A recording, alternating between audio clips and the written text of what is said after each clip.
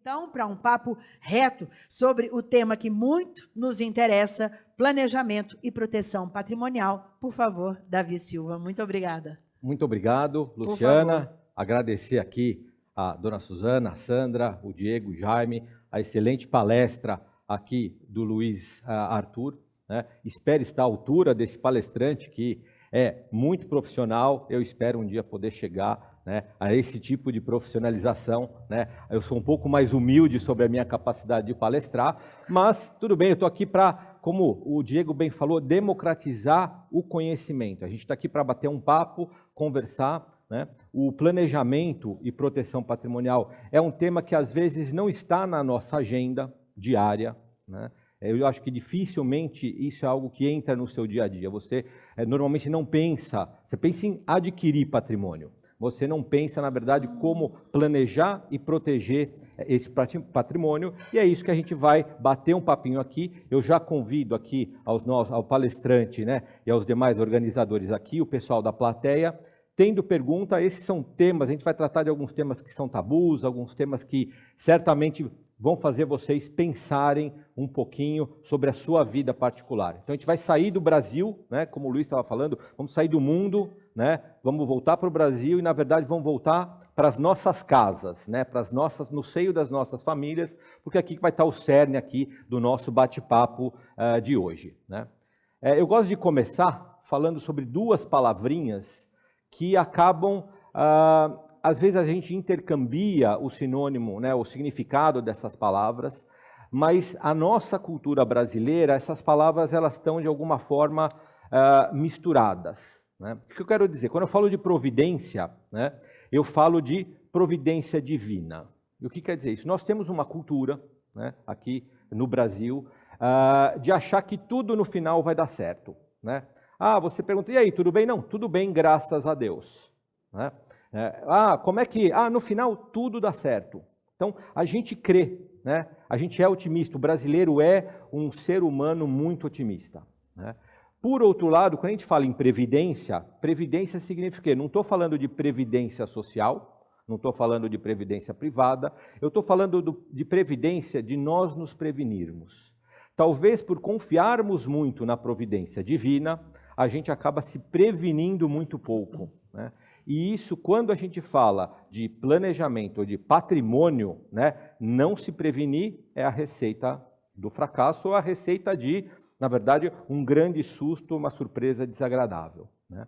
Então, aqui a gente vai tratar, né, e falando um pouquinho aí de providência divina, né, é falar, não, e se a providência divina estiver ocupada? Não é que ela queira que não aconteça, que aconteça algo de ruim com você, mas e se ela estiver ocupada e ela não te ouvir naquele momento? Você então precisa estar prevenido. E para ser prevenido, você precisa então, voltando, fazendo aí um trocadilho, você precisa tomar uma providência, né? E é sobre isso que a gente vai falar aqui, né? Quando eu trabalho, né, quando eu começo a atender uma família, né, como a Luciana falou, nós atendemos cerca de 80 famílias corriqueiramente nessa parte de planejamento patrimonial e proteção patrimonial e planejamento sucessório, né?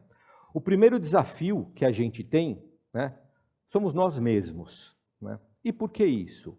O brasileiro, como eu falei, é um povo muito alegre, né? A gente gosta de estar com os nossos amigos, pelo menos antes da pandemia, curtir com os amigos, viajar com os amigos, estar com a nossa família. Nós somos uma cultura muito musical, né? A gente gosta de se divertir, a gente celebra a vida todos os dias. E isso é um problema quando a gente fala de proteção e planejamento patrimonial. E por que isso? Porque falar de proteção e falar de planejamento, incluindo o sucessório, ele exige uma coisa: admitir a nossa própria finitude. Então, é legal, a gente não quer que a festa acabe, né? que a festa acabe, né? A gente não quer perder o contato com a nossa família, a gente não quer perder o contato com os nossos amigos. Então, admitir que um dia isso deixará de existir, né? Que a providência divina vai nos chamar, né? É um grande problema, né? Então, quando a gente começa a falar, né, antes da pandemia isso era muito comum, vinha gente no escritório, famílias no escritório, você começava a falar, e eu brinco que falar de planejamento patrimonial e sucessório é matar um cliente por dia. Porque para dar um exemplo, você precisa falar, e se acontecer isso? Né? E o mais engraçado é que quando o cliente começa a falar com você, não, se eu morrer, peraí, como assim se eu morrer? Né? A gente não gosta de admitir a nossa finitude. E esse é um problema para quem trabalha com planejamento patrimonial. A gente precisa crescer internamente para admitir isso e admitir que um dia talvez nós não estejamos mais aqui. Talvez. Você vê, até eu mesmo cometo esse erro, né? Talvez um dia. É que a gente não gosta, né, de ser muito enfático, né? Na hora que eu falar, não, quando você morrer, você não fala isso. O brasileiro, a nossa cultura, ela evita um embate muito direto, né? Eu já trabalhei com algumas empresas multinacionais e eles não gostavam quando vinha, principalmente quanto mais ao norte do mundo, né? As pessoas são mais diretas. Então vinha um finlandês para a empresa e ninguém gostava do finlandês. E não gostavam do finlandês por quê? Porque falava, fulano, vamos almoçar? Ele, não. Mas ele não precisa justificar. Nós aqui no Brasil, se você não está afim de almoçar com alguém, a pessoa, Davi, vamos almoçar? Você vai falar, não, eu tenho que cortar cabelo, eu marquei com a minha mulher. Né? Ai, nós não pena. Nós não somos que pena. diretos. Eu queria né? muito, né? Como que é? Aí a pessoa fala, ai, que Que pena, eu queria. trouxe comida de casa, né? Eu vou na manicure. Então, o brasileiro não é direto. Então, isso faz parte da nossa cultura, né? E falar de planejamento e proteção patrimonial é a mesma coisa. Não, se eu morrer, como é que fica? Não é se eu morrer, né? Então, antes da pandemia, o que a gente vinha? Vinham as famílias no escritório, você começava a falar e falava em testamento. A primeira reação era bater na madeira 3 vezes e falar assim, não fala nisso que atrai. Então, pensar, nós temos também esse tabu de, se nós pensarmos que um dia nós vamos vir a falecer, ou que algo pode dar errado, você está chamando isso para acontecer. Né? E a nossa resposta normalmente é, olha, não pensar não resolve o problema. Você não pode dar uma de avestruz, né? Colocar a sua cabeça no buraco e achar que não, se eu não pensar nisso, nada acontece. Mas acontece a mesma coisa com saúde. Exatamente. Sim, exatamente. Ótimo paralelo. Ninguém nunca vai ficar doente. Mas é aí muito vem difícil pensar em que você vai poder ter um dia uma doença séria. Exato. E aí vem a previdência, você estar prevenido. Né? E acho que durante a nossa vida, né, nós construímos o nosso patrimônio para podermos aproveitar, né, atualmente e também aproveitar no futuro. Nós temos uma vida mais tranquila, não adianta fazermos que nem a cigarra, né, cantar tudo durante o verão e não ter, na hora que chega o inverno, você não tem ali do que sobreviver. Então, quando a gente fala de proteção patrimonial e planejamento patrimonial e sucessório, o primeiro obstáculo a vencer somos nós mesmos. Então, no momento que a gente admite que algo pode dar errado, né, que nós somos finitos, aí a conversa começa a evoluir. Né? Então, a gente vai tratar aqui, indo ainda mais para o microcosmos, né?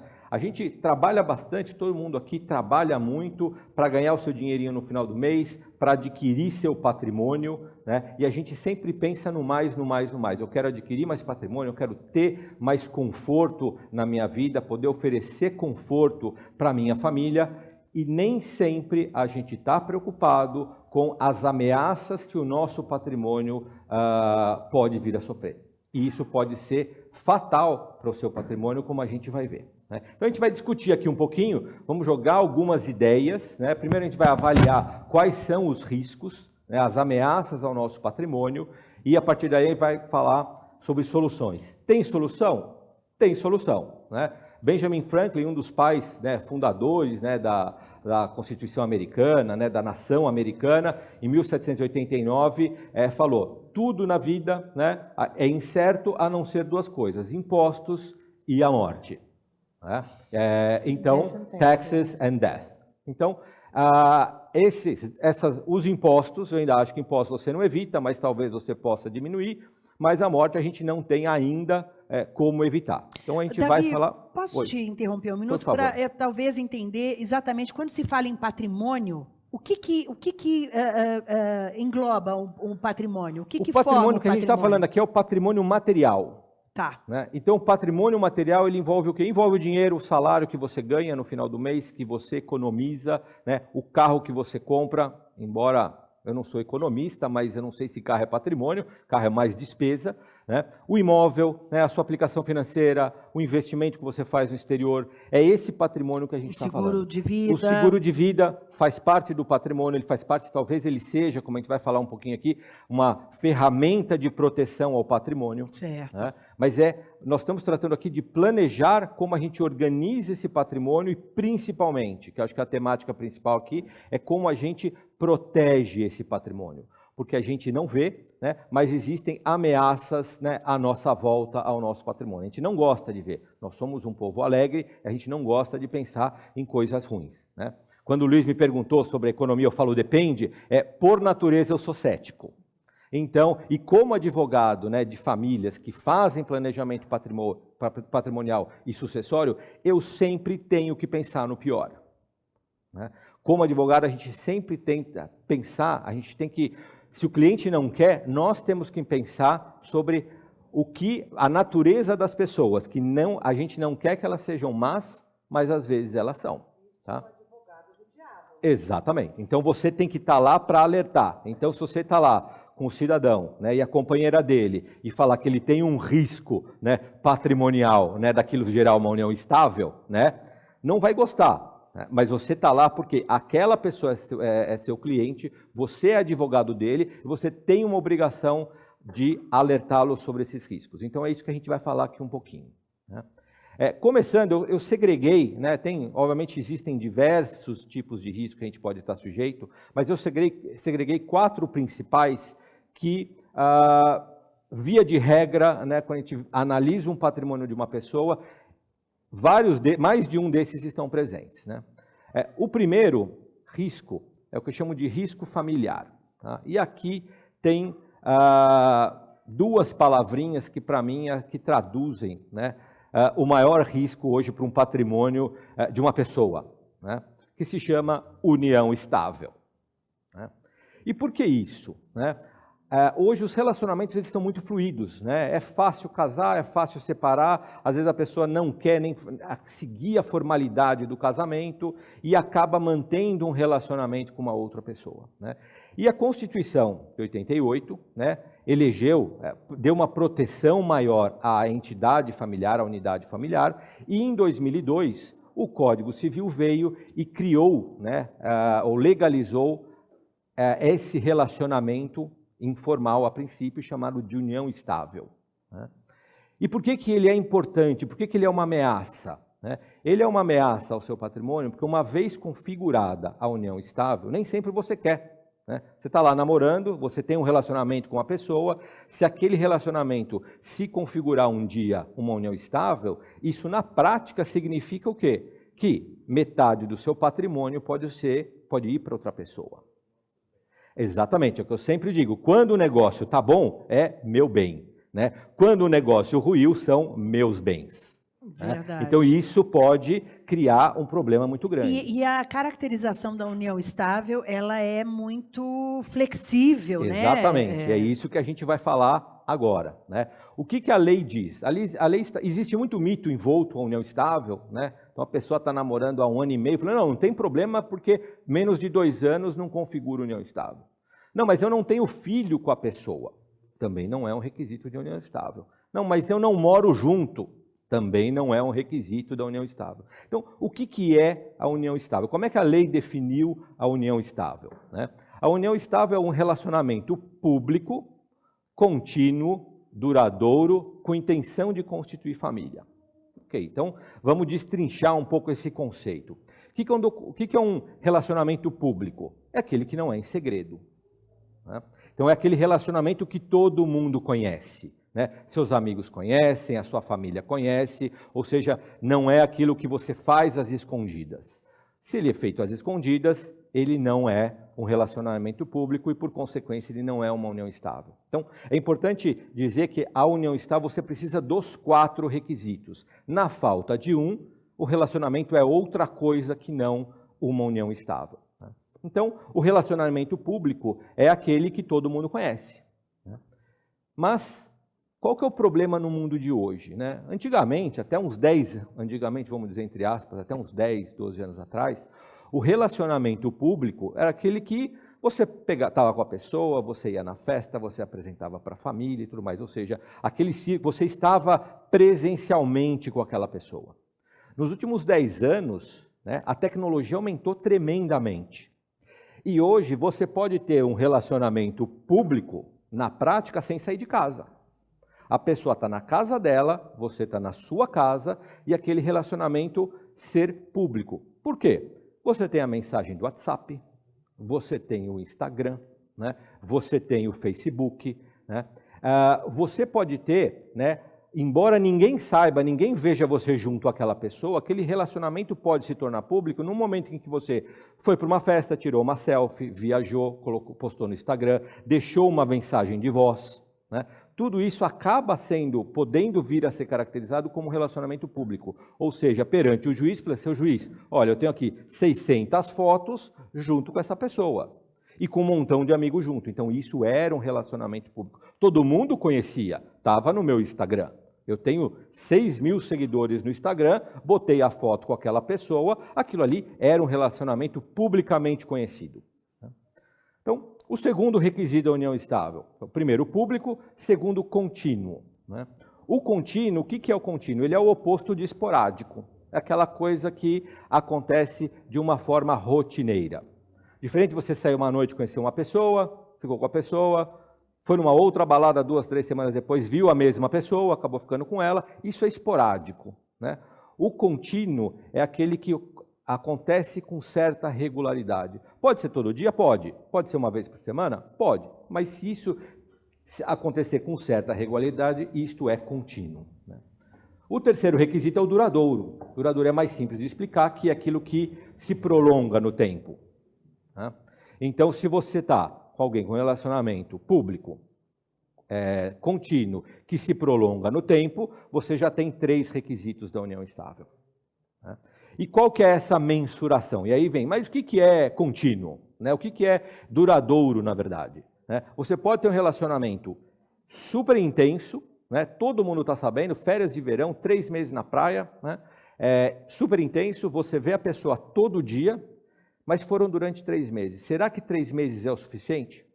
A jurisprudência ainda, os tribunais ainda não consolidaram uma jurisprudência nesse sentido.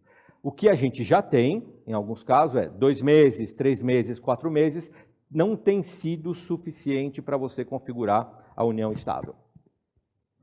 Então, é assustador, hein? O que é assustador. Novamente, assustador. Se você pega uma timeline, então vamos fazer, não vamos sair de casa, né? Temos uma timeline no Instagram, onde você consegue mostrar, olha, eu tenho fotos com essa pessoa nos últimos 3 anos, com um montão de amigos junto, né? Você consegue verificar as datas que essas fotos foram tiradas, você consegue aí demonstrar, né, que aquele duradouro era público, aquele relacionamento era público, duradouro e foi contínuo.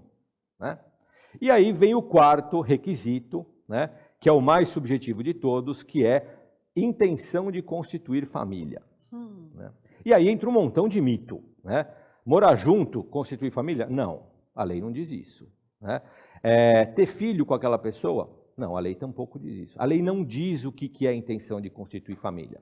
Então isso foi sendo construído ao longo dos anos pela jurisprudência, e mesmo a jurisprudência, ela analisa caso a caso.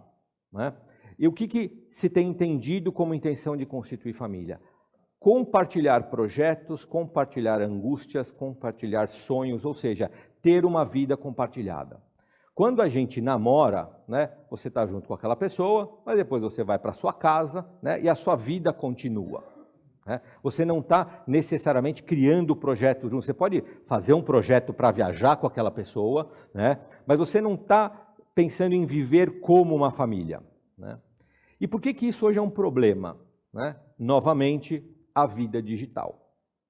Se antigamente, para você provar, né, a intenção de constituir família, você tinha que trazer testemunhas, né? A vizinha, não, olha, eles pareciam um casal, eu jurava que eles estavam em família. Né? Vinha, a sogra vinha, né, a mãe vinha para jantar, então aquilo ali era visto como uma família. Ele dava presente de Dia das Mães para a sogra e tudo mais. Né? Hoje em dia, com o mundo digital, não depende mais de você. E outra coisa, a lei não fala que a intenção de constituir família tem que ser a partir dos dois. Né? Então, o que impede uma pessoa de fazer uma live, né? Fazer uma gravação, mandar uma mensagem de voz, ah, meu bem, para mim, nós somos uma família. Você não tem como impedir. Né? Então, isso acaba, só para terminar o raciocínio, hoje em dia, a intenção de constituir família, né, ela pode ser provada, vamos dizer assim, de uma maneira muito mais fácil. Provada a constituição de união estável, com todos esses requisitos, aonde que isso entra na questão do patrimônio? É exatamente agora. Né? Então, configurada a união estável, o que isso acontece? Né? O Código Civil estabeleceu a equiparação da união estável ao casamento. Então, hoje, praticamente todos os direitos que você tem num casamento, você vai ter numa união estável. Então, você manteve um relacionamento de união estável com uma pessoa durante 2, 3 anos, ganhou rios de dinheiro, comprou casa na praia, comprou apartamento, para você, ela ou ele era um namorado, para ele ou ela nem tanto, era mais que isso. Né? Num dado dia, o relacionamento não deu certo. Olha, tchau, vamos partir para outra. Esta pessoa pode fazer o quê? Né? Não, na verdade, nós estávamos numa união estável. Metade daquilo que você adquiriu durante o nosso relacionamento é meu. E você só vai saber deste problema quando o relacionamento acaba. Dificilmente você vê um casal de namorados discutindo se eles estão ou não em união estável. O problema vai acontecer quando o relacionamento acaba, alguém sai magoado, né? E se esse alguém quiser, às vezes, se vingar do outro alguém, né? Entrar com uma ação para reconhecer a união estável. E aí tem efeitos patrimoniais. Né? E aí não é só o reconhecimento, no caso de um relacionamento que termina, vamos dizer, entre vivos. E se uma das partes falece durante o relacionamento? Tá? A gente atendeu um caso, por mais absurdo que seja, que era uma senhora que ela tinha vindo a falecer com 100 anos. Durante mais de 30 anos ela teve uma cuidadora.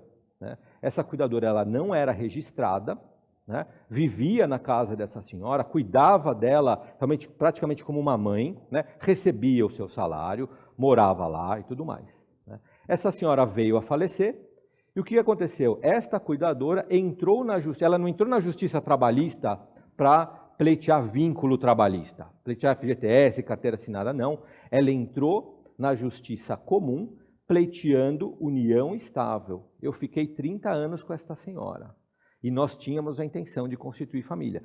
Obviamente que não podiam ter filhos, né? Mas a intenção de constituir família não tem questão de gênero aqui. Podem ser um casal heteroafetivo, homem e mulher, como pode ser um casal homoafetivo, homem e mulher, homem com homem, mulher com mulher. E ela pleiteou isso na justiça comum. E não foi o primeiro caso.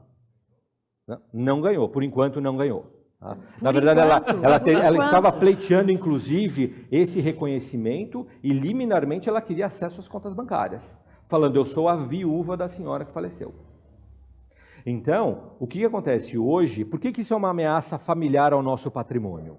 Porque em caso de separação, você tem a questão da partilha dos bens, né? Em caso de morte de um dos companheiros, alguém entrar no processo de inventário, né? E pleitear junto aos demais herdeiros, olha, eu também sou herdeiro, ou eu sou meieiro.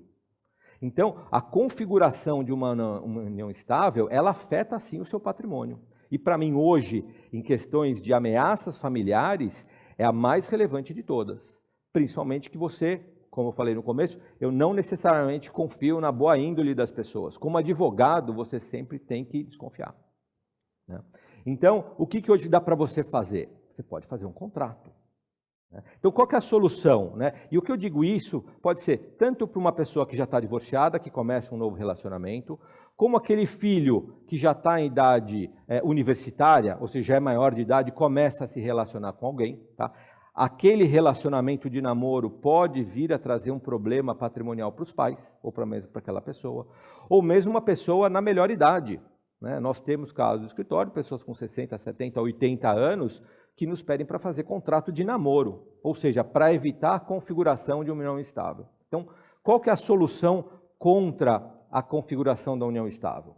E aí eu digo contra quando as partes, ou pelo menos uma delas, não quer a união estável. Né? Então, não é que eu sou um advogado contra a união estável, eu não advogo contra a união estável. O que eu digo é, esteja alerta que um dado relacionamento amoroso, num certo momento, pode vir a configurar uma união estável contra a sua vontade, né? E ameaçar o seu patrimônio. Então, hoje, o que se faz é contratos de namoro. No contrato de namoro, vai dizer, o que vai dizer um contrato de namoro? O que é diferente um contrato de namoro de uma união estável? O contrato de namoro vai falar que esse é um relacionamento amoroso público, contínuo, duradouro, né, com deveres, né, e obrigações de fidelidade, mas que naquele momento não se tem a intenção de constituir família. Aí, doutor Davi, entra de novo a característica do brasileiro de como é que eu vou fazer uma coisa dessa? Eu estou namorando com a moça, com o moço, faz 2 meses, 3 meses, como é que eu vou chegar e falar, escuta, vamos sentar aqui, conversar, assinar aqui. E acredito que muita gente não tome ou tem essa precaução por não... Não, é uma conversa delicada, né? Eu conto uma vez, eu estava num churrasco, e apareceu um senhor que já tinha os seus 50 e poucos anos, né, feliz da vida, e a gente ali na beira da churrasqueira, ele veio para mim e mostrou a namorada dele todo orgulhoso, né, 20 e poucos anos, metade da idade dele, falou, olha, você está vendo minha namorada, né, que coisa linda e tudo mais. Falei, não, realmente, né, mas ela sabe que é só namoro. Né? A gente tinha aquele programa nos anos 80, né, Namoro ou Amizade, lá do Silvio Santos, hoje em dia é namoro ou união estável. Né? E a união estável, o problema dela é que ela afeta o seu patrimônio. E aí começamos a conversar, falei, não, ela sabe que é só um namoro. Falei, não, porque veja bem, amanhã você pode querer dar um carro, né? Amanhã você pode querer pagar a faculdade dela, né? Você pode dar um cartão de crédito adicional para ela poder fazer algumas despesas, né? Vai ver que final de semana ela vai para a sua casa e manda a revista Veja lá para a sua casa em nome dela, né? E os olhos do cidadão começaram a crescer. Falei assim, alguém te falou da minha vida? Eu falei, não, por quê? Porque eu dei carro, eu dei cartão de crédito, ela mora lá em casa, né, finais de semana, e isso aconteceu, né? E aí veio toda aquela discussão, falei, não, vamos ter que conversar, marcamos uma reunião, expliquei para ele o risco da união estável, falou, você tem que assinar um contrato de namoro. Né? E aí vem a pergunta que a Luciana fez, mas e aí? Né? Como é que eu faço? E ela era, por cima, estudante de Direito. Né? E como que foi a saída que a gente fez? Nós botamos as duas pessoas na sala e ele era empreendedor, né? Ele era empresário. E o que a gente disse, olha, se esse relacionamento for configurado uma união estável, amanhã as dívidas da empresa, ou as dívidas, os passivos que ele tiver na atividade empresarial dele, podem, na verdade, você pode vir a responder. Né? E já tem casos na justiça no qual um companheiro tomou dívida no banco, pegou um carro, comprou um carro, tomou dívida no banco, não pagou, e o banco veio penhorar a conta da companheira. Então isso afeta o seu patrimônio. Então, depois de muita conversa, ela quis ler o contrato, leu o contrato, fez algumas sugestões, mas assinaram um contrato de namoro, que era para a proteção dele e a proteção dela. Né? Em algumas famílias mais endinheiradas, né, e mais tradicionais, a gente faz o que chama de protocolo de família. É como se fosse o estatuto da família, no qual a gente coloca os valores, né, os valores daquela família, né, de cuidar, e princípios que aquela família deve seguir. Né? E nesse contrato, que obviamente ele tem valor moral, ele não tem um valor jurídico, né? E podem ser inseridas cláusulas dizendo, olha, na medida que um relacionamento se torne sério, um namoro se torne sério, você tem que assinar um contrato de namoro. Né? Caso contrário, aquele herdeiro pode não vir a assumir a administração de uma empresa, ou ele pode vir a ser excluído de uma herança. Tá?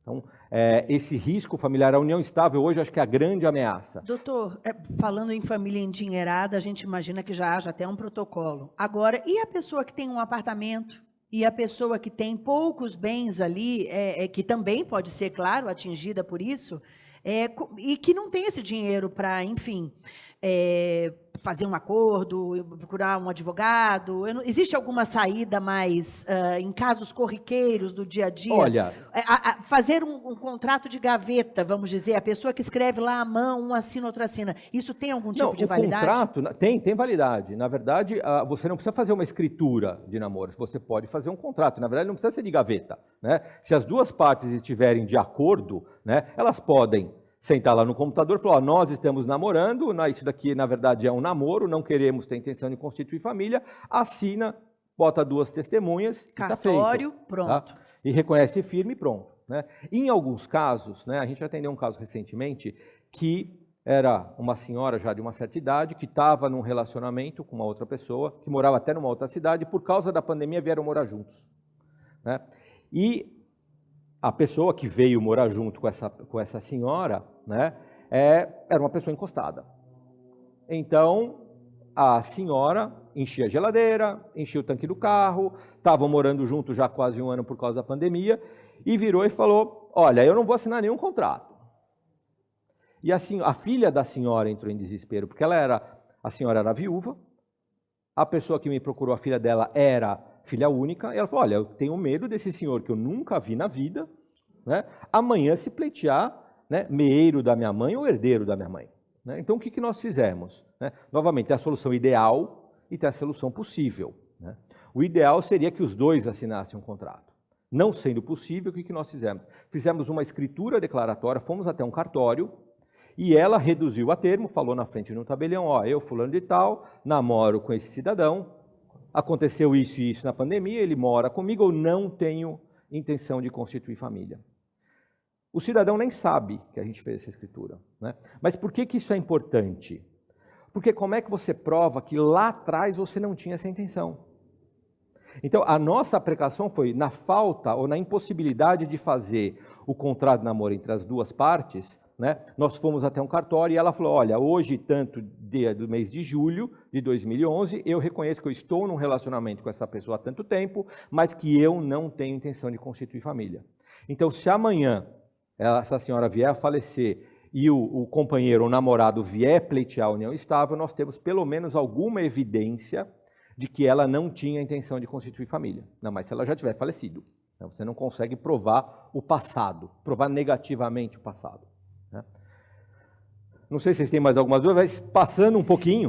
Eu vou só aproveitar e fazer uma pergunta do Marcelo aqui. Ele diz, por isso a importância de investimento, poupança em outra jurisdição. O Marcelo insistindo no offshore. Isso, realmente, se você tiver investimentos fora do país, a união estável não alcança? Não é que ela não alcança. O que acontece é, eu concordo com ele, eu concordo com o Marcelo. Né? Eu sou um advogado, um admirador, né, de investimentos fora do Brasil. Acho que eu não sou consultor financeiro, mas acho que as possibilidades de investimento fora do Brasil são muito maiores do que aqui. Mas, né? Mas na questão patrimonial... A questão patrimonial, né? A justiça brasileira só tem jurisdição sobre bens que estão no Brasil. Então, o que vai acontecer? Se eu peguei uma parte do meu dinheiro, coloquei numa offshore, enviei para Ilhas Virgens Britânicas, né, ou para Bahamas, o dinheirinho está guardado lá. Né? Fiz um testamento, deixando aquilo, por exemplo, para minha mãe, né, ou para o meu filho. Né?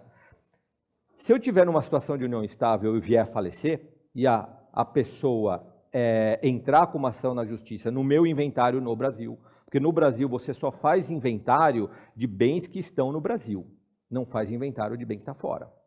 E essa pessoa vier a pleitear a união estável, aquilo vai valer para os bens no Brasil.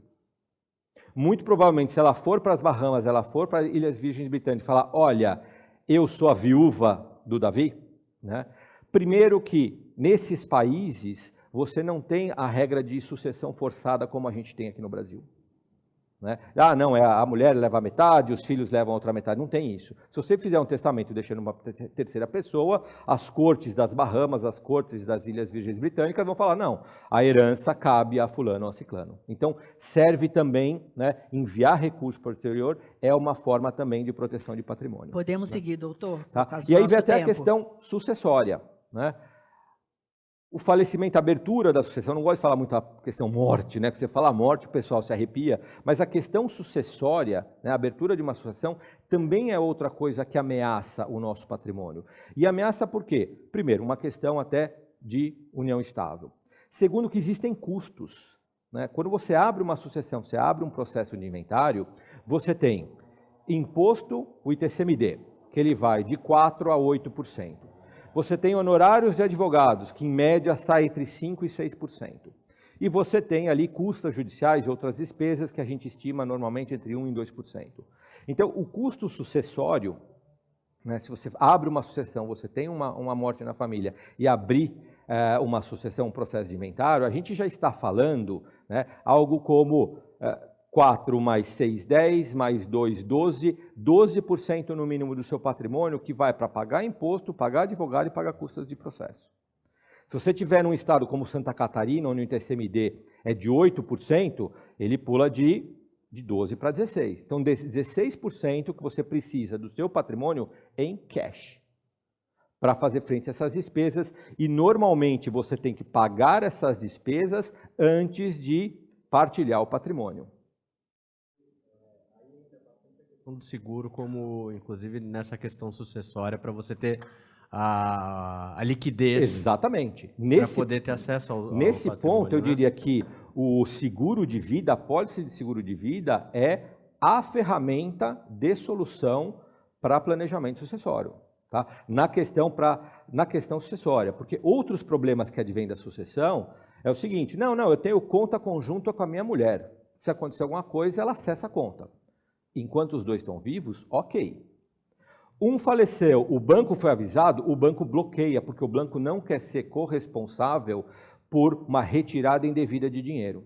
Então, mesmo em contas conjuntas, esse é um mito, que as pessoas acham que conta conjunta não é bloqueado. Não, um dos titulares vindo a falecer, a conta ela é bloqueada e, via de regra, só será desbloqueada depois de fim num processo de inventário. Então, o seguro de vida, como o Diego bem falou, ele serve não só apenas para pagar essas despesas, porque boleto não para de chegar, né?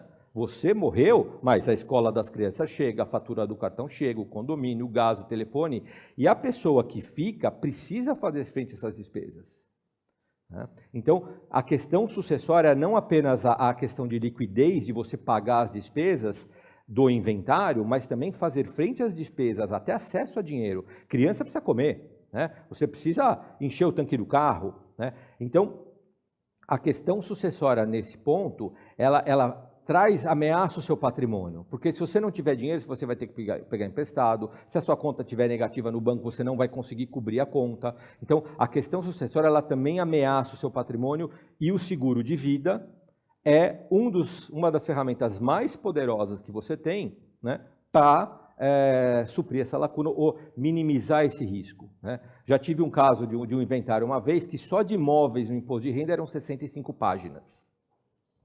Né? E aí vem uma outra questão, né? Você tem muitos imóveis, você está imobilizado. O ITCMD, o imposto de herança, ele incide sobre o valor venal daqueles bens.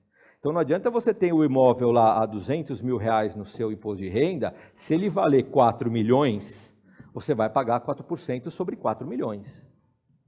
Então, a sucessão também é um risco ao patrimônio. Você pode perder esse patrimônio, você pode comprometer uma parte desse patrimônio de uma maneira muito rápida.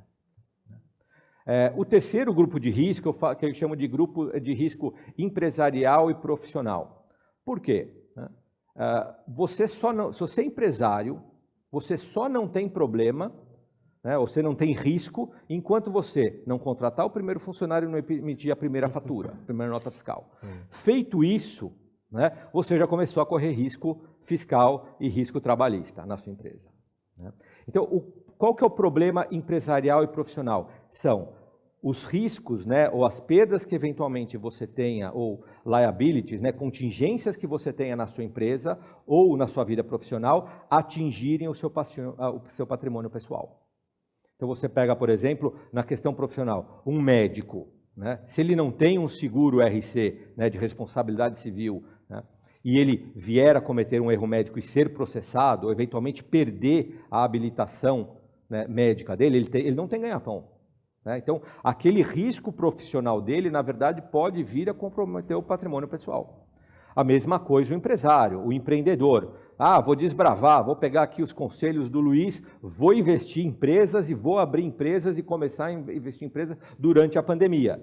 Se a providência divina estiver ocupada, né, e algo de errado acontecer, né, aquela sua contingência, aquelas dívidas da empresa, se você não proteger o seu patrimônio pessoal, o seu patrimônio pessoal pode vir a responder.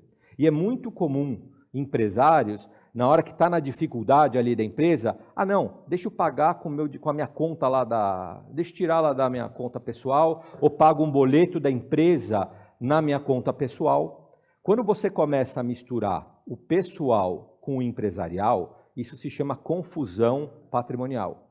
E isso é, digamos, o que fisco e justiça trabalhista mais deseja para desconsiderar a personalidade jurídica da empresa e atingir o seu patrimônio pessoal.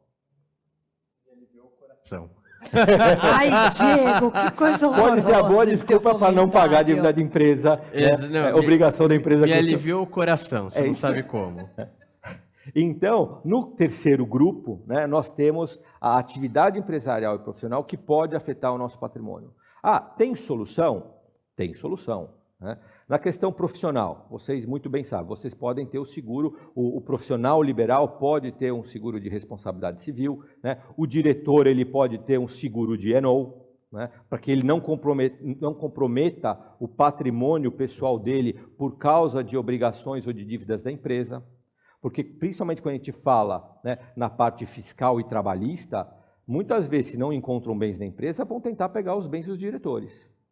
E se você não tiver um D&O bem feitinho, é o seu patrimônio pessoal que vai responder por essas dívidas. Posso fazer uma pergunta, Davi? Alguns membros da empresa eles têm responsabilidade fiduciária pela empresa. Isso. Né? Quando você fala, olha, a empresa faliu, quebrou, e aí fiduciariamente, quem responde pela empresa? Diretor, dono, CEO, todo mundo? Responde em que sentido? Responde pelas dívidas? Pelas dívidas. Via de regra, nós temos a separação das personalidades jurídicas da empresa e das pessoas físicas. Quando que essa separação se junta ou ela é desconsiderada? Via de regra em 3 situações. Quando aquele administrador ou diretor, né, com, digamos, obrigações fiduciárias, ele não obedeceu estritamente às suas obrigações fiduciárias, ou ele agiu contra o contrato social, o estatuto da empresa, contra a lei, tá certo? Ou com excesso de poder. Então, você é diretor de marketing, né? Você não é responsável por assinar cheques, mas você está lá no contrato social. O diretor financeiro não está, então você foi lá e começou a passar cheque, começou a fazer TED e tudo mais. Você agiu, na verdade, contra os seus poderes, porque se você é marketing, você não tem que fazer administração de finanças. Né? Se por causa disso, né, as finanças da empresa foram para o beleléu, né, e a empresa sofreu prejuízos, né, aquele diretor de marketing ele agiu com excesso de poder. Então o patrimônio dele pode vir a responder por obrigações da empresa. Né? Até para fins de seguro de E&O, né, você tem que estabelecer muito bem quais são as obrigações daquela pessoa e se ele agiu em excesso, provavelmente o E&O não vai cobrir. Ok. Né? Então, indo então para o quarto... Como? Quem avalia se ele agiu em excesso? Você tem que olhar dentro das atribuições daquele diretor. Né? O que é agir em excesso? Se você é um diretor para a administração geral da companhia, vou dar um exemplo. Né? Você tem poderes gerais de gestão, mas o contrato social e estatuto estabelece que para vender ativos da empresa, você precisa de aprovação numa assembleia de acionistas. Entendi. Daí Okay? você não pede... E apareceu aquela oportunidade, o sócio ligou, falou, não, vai lá, assine e vende. E você não cumpriu aquela atribuição de pegar a aprovação formalmente falando do sócio. Ele agiu com excesso de poder. Ele tinha poder para assinar a escritura, mas ele tinha que ter obtido a aprovação formal dos sócios. Porque se amanhã algum sócio falar, não, eu não aprovo, eu não ratifico aquele ato, ele agiu com excesso de poder. Okay. E o patrimônio pessoal dele pode vir a responder. O último grande grupo, né, de riscos são os riscos tributários. E aqui o risco tributário, um deles é o ITCMD, que está muito vinculado ao sucessório. Falei que hoje nós temos o ITCMD entre 2% e 8%, a depender do Estado, mas nós já temos projetos de lei no Congresso Nacional aumentando esse ITCMD para 16% ou para 20%. Então imagina, se você em São Paulo pagava 4% de ITCMD, né, seu custo total de sucessão era 12%. Né, se desses 4 você aumenta 16%, o seu custo sucessório, lá na frente, se um projeto desses passa a ser 28%. Então você precisa ter 28% de liquidez, né? Ah, mas eu não consigo evitar o aumento do imposto. Não, mas você pode se prevenir e talvez valha a pena você pensar em fazer uma doação, fazer uma antecipação de legítima ainda hoje, quando a alíquota está menor, para você aproveitar as alíquotas menores do imposto. Né? A gente está falando aí de reforma tributária entra aqui no risco tributário, sim. Né? Para as pessoas que, por exemplo, têm fundos exclusivos, se fundos fechados, se a reforma tributária passar, vai ser um pesadelo, porque os fundos exclusivos hoje eles não pagam o come-cotas, né? Só pagam no resgate, e o que a lei está querendo é, não, agora todo novembro, todos os fundos de investimento no Brasil vão pagar 15%. Né? O que é um descompasso, porque tem a solução para isso? Em princípio tem. Porque o mesmo projeto que estabelece tributação de fundo fechado começou propondo tributar offshore. Ah, então todo final de ano você tem que levantar o balanço do offshore e pagar imposto de renda no Brasil. Só que os substitutivos que vieram depois do projeto tiraram a tributação de offshore. Então, se o projeto passar como ele foi apresentado ontem pelo deputado Celso Sabino, eu não tenho dúvida, um montão de gente vai fechar os fundos exclusivos aqui. O projeto ele prevê ali um pagamento especial, que ao invés de tributar 15, você tributaria 10 de uma vez só, inclusive o passado. O pessoal paga esses 10%, reconhece, paga os 10% no Brasil, manda o dinheiro para fora, que você, além de proteger, você vai deixar de pagar imposto. Então, o projeto de reforma tributária, ele é um Frankenstein, ele não foi pensado, como o Luiz bem falou. Ele é uma fonte de insegurança, né? Mas, para todo problema, às vezes tem uma solução. Então, sabendo onde estão eventuais falhas do projeto, você pode aí se planejar e poder minimizar o risco tributário. Agora funciona. Nos Estados Unidos é muito, muito comum fazer seguro de vida só para pagar impostos. Sim, sim. Né? Aqui a gente tem visto, principalmente, né, para as famílias muito imobilizadas, né, você ter o seguro, você estima o valor de mercado dos seus imóveis, estima quanto vai ser o seu custo de sucessão, né, e você contrata a pólice de seguro para aquele montante dos impostos. Tá? Faz sentido. Novamente, a gente não percebe, mas quanto mais patrimônio você adquire, assumindo que um dia você vai morrer, né, aquilo ali vai pagar imposto. Então você precisa ter essa reserva. Então a reserva não é para você ter um futuro, não é apenas, né, você poupar para ter uma reserva, uma tranquilidade no futuro, mas para que os que ficam depois de você também não sejam afetados por todos esses riscos que a gente estava vendo. E aqui eu gosto de fazer uma analogia, né? Nós temos uma escada e temos um elevador, né? Quando a gente adquire patrimônio, normalmente é de passinho em passinho. Tá? A não ser que você ganhe na Mega Sena, você ganhe uma senhora de uma herança, você vai adquirindo seu patrimônio de passo em passo. É como subir uma escada. Né? Então vai devagarinho, devagarinho. Todavia, né, a experiência tem mostrado que para você perder o patrimônio, é como se você pegasse elevador. Então, tudo aquilo que durante o tempo você construiu durante a sua vida, ele pode ser afetado, se você deixar o seu patrimônio desprotegido, ele pode ser afetado de uma hora para outra. É como se você pegasse e descesse aquele prédio de elevador. Então, aí está mais uma razão para a gente pensar, né, no nosso planejamento patrimonial e a proteção desse patrimônio que a gente adquire ao longo da nossa vida. É importante mostrar que, quando você fala em patrimônio, não é assim, fiz o meu planejamento hoje, minha proteção hoje e acabou. Não. Você tem 20 e poucos anos, né? Tem 100 mil, acumulou 100 mil reais. Ok, você tem 100 mil reais, você pode criar ali uma proteção. Você comprou um carro ou você comprou um imóvel de 100 mil reais. Ok, você pode estimar, pode comprar um seguro e tudo mais. Mas se você tiver aquele segurinho, né, para 15%, 20% do seu patrimônio, para cobrir as suas despesas aí de sucessão, 10 anos depois, se aquele seu patrimônio virou 20 milhões, aquele segurinho de 20% dos 100 mil não resolve nada. Então, patrimônio, né, ou proteção patrimonial é algo que você tem que ir pensando ao longo do tempo. Né? E aí vem uma pergunta, né? Depois de tudo que a gente fala, a gente está sempre cheio de riscos, né? Durante a nossa vida, o nosso patrimônio pode estar ameaçado por vários, né, ou de vários locais, né? E aí vem a pergunta, né? Não sou aqui um enqueteiro, que nem aqui o Luiz, só tenho uma, né? Aqui, então, Vamos lá, tá proteção aberto. patrimonial, né? Ela deve, então, ser uma prioridade na nossa vida ou não? Né? Aqui, vou retribuir o favor, Luiz, você acha que deve ser ou não? Acho Né? que sim. Você acha que deve ser uma prioridade? Luciano, o que você acha? Certamente, depois dessa aula, acho que não resta dúvida, né? Ok. Tendo patrimônio, é preciso protegê-lo. Que é preciso, sim, a questão é se tem que ser uma prioridade na nossa vida. Sim, desde quanto antes melhor, até porque, né, a morte, Exatamente. sabemos A quando providência chega. pode estar ocupada, né? E os meus colegas, a senhora acha também, dona Suzana, que tem que ser, Sim. né, Sandra?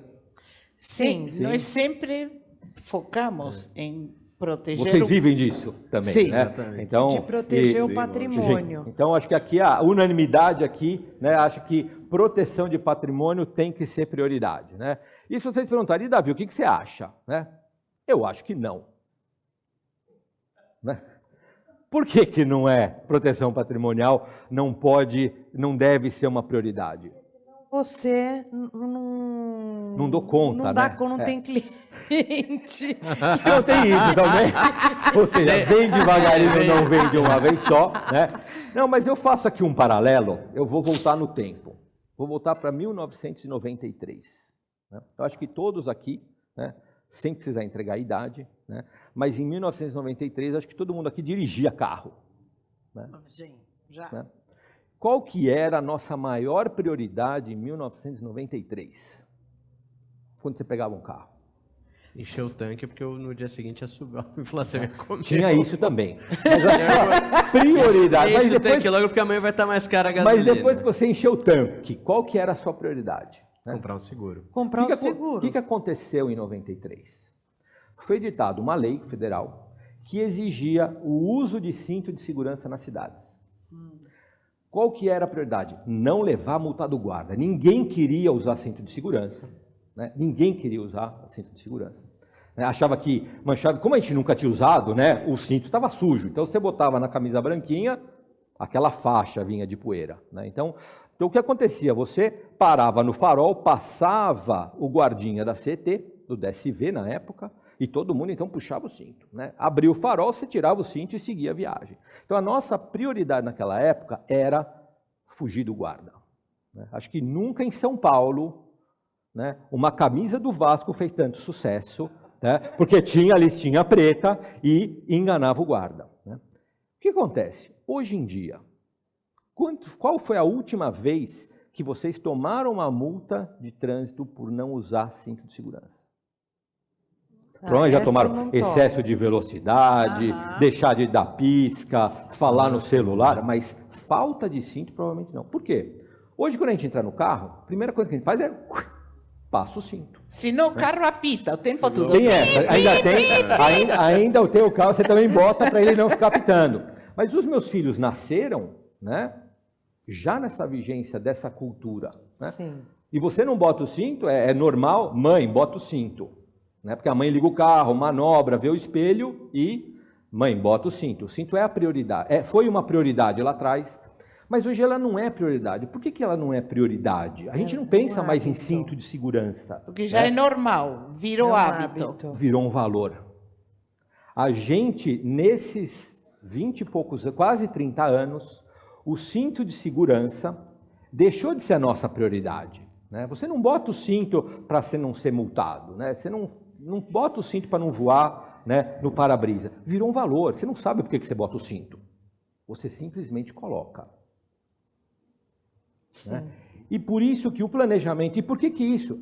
E o que isso tem a ver com o planejamento patrimonial? Por que planejamento patrimonial não tem que ser prioridade? Prioridade muda. Por isso que eu fiz o exemplo do cinto de segurança. O que era prioridade há 27 anos atrás, hoje não é prioridade. A minha prioridade hoje era estar bem preparado para fazer aqui o nosso evento. Daqui a 1 hora e pouco, 2 horas, minha prioridade é outra. Talvez seja jantar. Ou seja, chegar em casa e tomar um banho. Né? Prioridades mudam. Então, toda vez que você coloca alguma coisa na prioridade, uma vez cumprida, ela deixa de ser prioridade e você não pensa mais nela. Valor, não. Por isso que eu faço o paralelo do cinto de segurança. O cinto de segurança continua sendo importante como ele era há 27 anos atrás, mas você não pensa mais nele, já entrou no automático. Então, o seu planejamento, a sua proteção de patrimônio também tem que entrar no automático. Você faz uma vez, não estou falando que não tem que ser prioridade em algum momento. Ela se torna uma prioridade hoje, mas a partir dali, tudo que você vier a fazer com o seu patrimônio, se ele se tornou valor, você vai falar, eu vou comprar aquela casa, né? Ou eu comecei um relacionamento, será que vale a pena eu já fazer um contrato de namoro? Né? Eu vou começar uma empresa nova, vou ser diretor de uma empresa, será que vale a pena eu ter um DNO? Né? Eu sou um médico, será que vale a pena eu ter um RC? Né? Então, no momento em que o planejamento, a proteção do seu patrimônio se tornou um valor, você vai pensar nisso naturalmente. Então, por isso que eu faço, tem a menininha no cinto de segurança, que é exatamente para mostrar que, se tornando valor, a coisa fica mais fácil. Você tem menos leite derramado lá na frente. E aqui, já chegando lá para o fim da nossa apresentação, né, eu queria falar só de 2 perfis, né, de famílias ou de clientes, vamos dizer assim, que dão muito trabalho na proteção do patrimônio. Né. Pegando o primeiro, né, que está aqui à minha direita, o advogado, é o profissional do direito. Esse dá trabalho. E por que ele dá trabalho? Porque ele bebe da mesma fonte que a gente, a lei. Então ele conhece a lei, ele acha que ele conhece todas as leis. Né? Então o advogado trabalhista conhece lei trabalhista, um advogado focado em ambiental, ele conhece direito ambiental. Talvez ele não conheça o direito, né, que atinge, que a gente regula, né, o patrimônio, mas ele bebe da mesma fonte, ele foi treinado para ler uma lei. E por que ele é desafiador? Porque ele conhece a lei, ele sabe ler uma lei. Então você vai falar, não, você deveria fazer um testamento por causa disso e disso. Qual é a base legal? Não, você deveria fazer um contrato de namoro. Não está na lei contrato de namoro. Então ele é um cliente desafiador porque ele te questiona o tempo todo. Né? Mas no final, você estando bem preparado, né, você acaba convencendo que está certo. Você tem que saber o que falar para ele. Né? O outro perfil muito desafiador é o do profissional de saúde. Aqui eu vou colocar a classe dos médicos. Né? Por que o médico ele é muito desafiador quando a gente fala em planejamento patrimonial e proteção de patrimônio? Porque a prioridade do médico é o paciente. Sempre é o paciente, é a clínica, é o hospital, é a profissão que ele abraçou.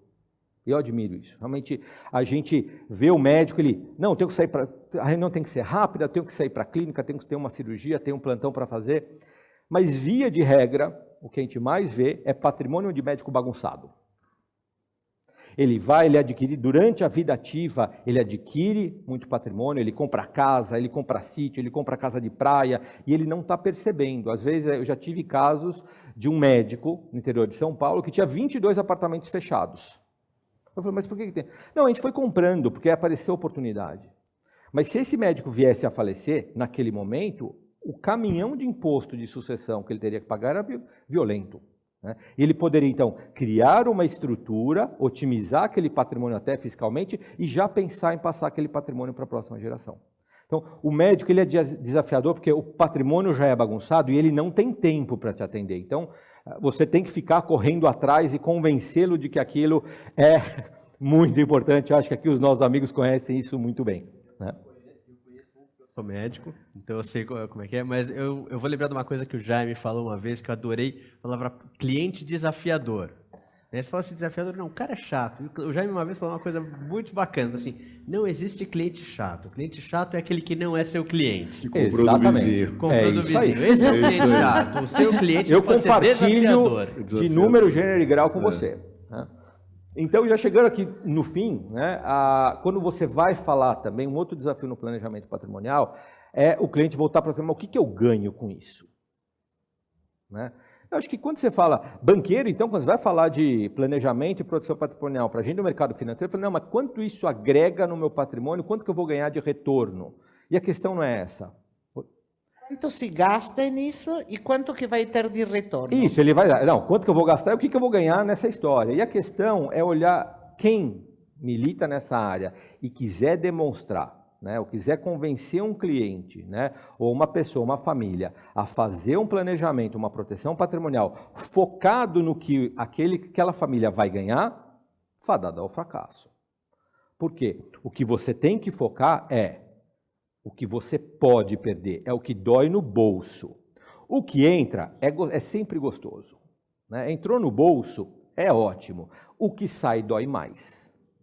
Então, quando você mostra para aquele médico do interior de São Paulo, com 22 imóveis, o teórico custo dele de sucessão, ele falou, não acredito. Eu falei, é isso mesmo. E qual que é o problema daí? Você, num eventual inventário, conta fica bloqueada. Como é que você vai pagar o IPTU? Como é que você vai pagar o ITCMD? Como é que você vai pagar o condomínio daquele imóvel?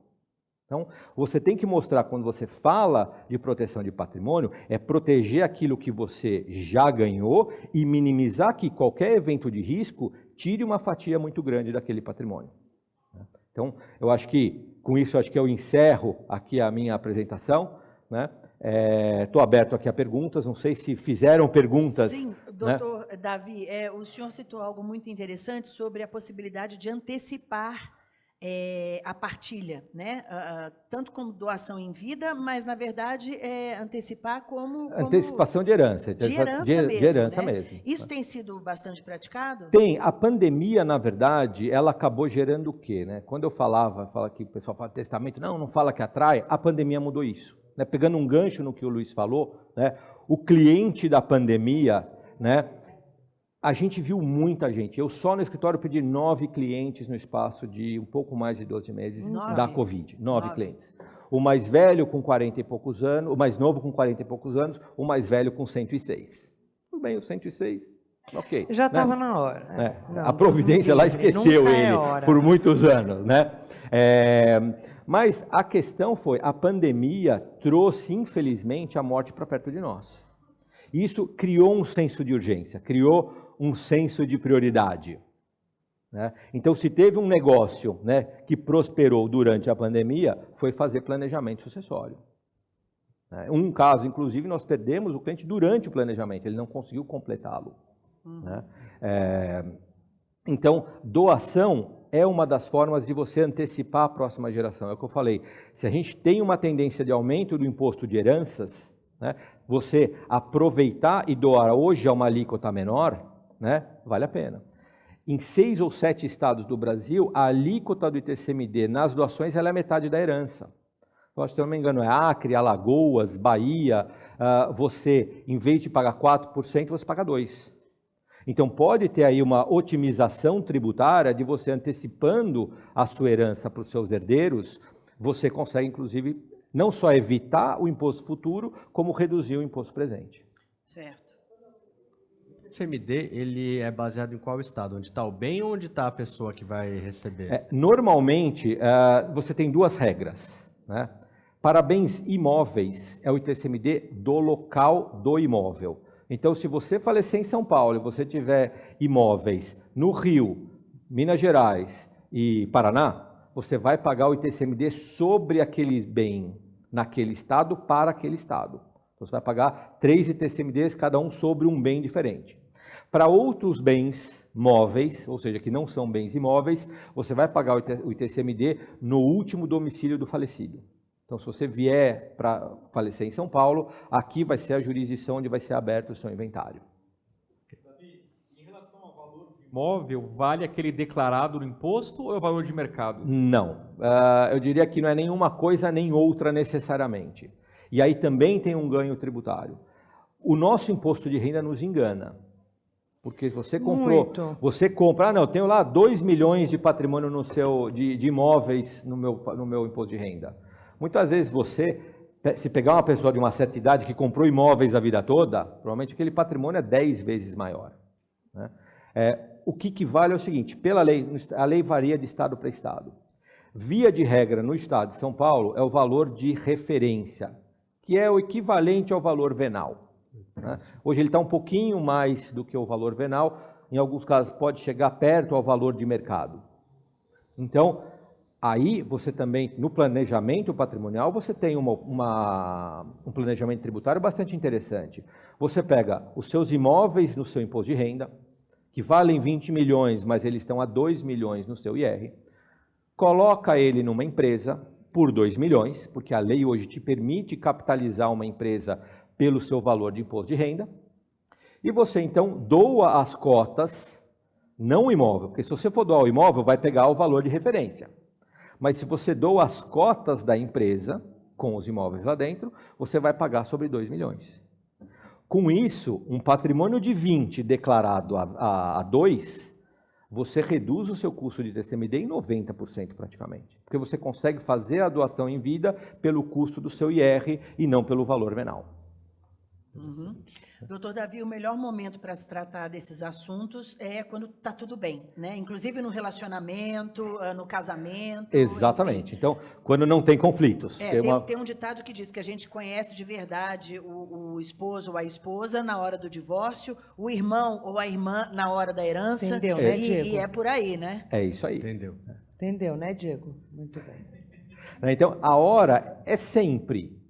Né? Eu acho que eu diria que o primeiro passo ele não te leva apenas ao seu destino, ele te tira do lugar. Então, na hora que você dá o primeiro passo, né, para começar a fazer isso, ok, avalie. Você não precisa fazer isso todo ano, né? Mas se o seu patrimônio ou a sua situação familiar ela mudou significativamente, vale a pena fazer uma nova análise. O Marcelo comentou aqui, como diz o poeta, a morte e o sol, ninguém olha de frente. Então, né, em referência ao início da sua palestra aqui. Muito obrigada. Eu que agradeço. Dr. Davi Silva. Agradeço aqui a todos vocês. Muito Foi um obrigada. prazer. Obrigada.